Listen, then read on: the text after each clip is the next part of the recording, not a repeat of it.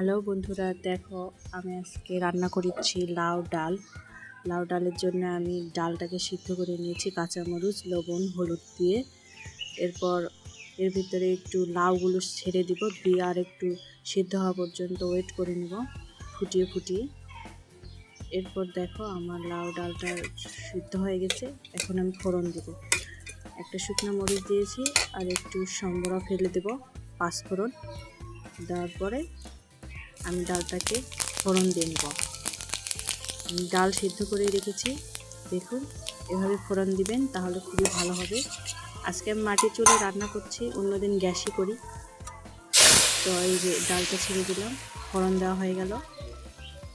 এখন একটু সাথে আদা আর জিরা বেটে রেখেছিলাম, সেটা অ্যাড করে দিব, তাহলে ডালটা খেতে ভালো লাগবে।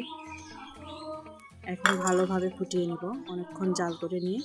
এই যে নামিয়েছি, দেখুন আমার ডালটা কিন্তু হয়ে গেছে।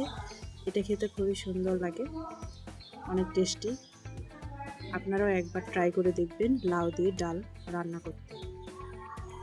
ধন্যবাদ বন্ধুরা।